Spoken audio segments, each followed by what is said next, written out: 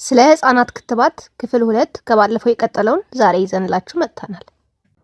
አራተኛ ፒሲቪ ኒሞኮካል ኮንጁጌት ቫክሲን በስትሬፕቶኮከስ ኒሞኒ ባክቴሪያ የሚመጣ የሳምባ ኢንፌክሽን የአንጎልና የህብረ ሰረሰር ሽፋንን ኢንፌክሽን ወይም የማጅራት በትር የምንለውን እንዲሁም ለህይወት አስጊ የሆነውን የደም ኢንፌክሽን የሚያመጣውን ባክቴሪያ መከላከል የሚጠቅም የክትባት አይነት ነው።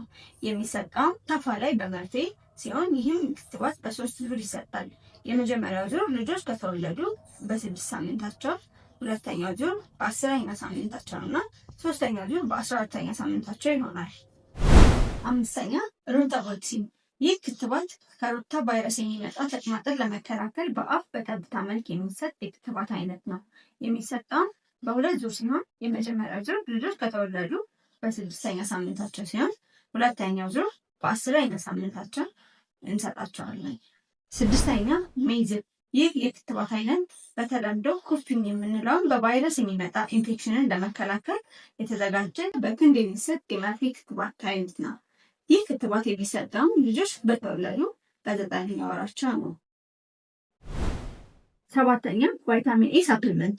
በቫይታሚን ኤ እጥረት የሚመጣ የእይታ ችግርን ለመከላከል እና ህፃናት ላይ የተለመዱ ኢንፌክሽኖችን እንደ ኩፍኝ፣ ተቅማጥ ያሉ በሽታዎችን የሚያስከትሏቸውን የሞት አደጋዎች ይቀንሳል።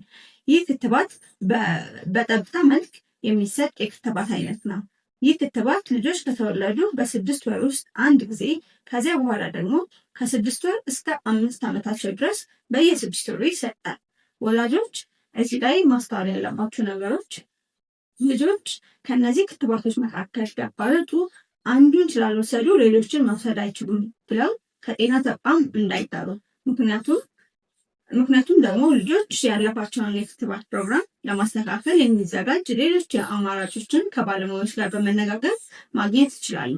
ልጆቹን በጊዜ በማስከተብ ሊመጡ ከሚችሉ ችግሮች እንከላከል። ይህ አይነት የጤና መረጃዎችን ለማግኘት የጤናችን ቴሌሄልዝን ማህበራዊ ሚዲያዎች ይቀላቀሉ። ለሌሎች ለማድረስ ላይክ እና ሼር ያድርጉ። እናመሰግናለን።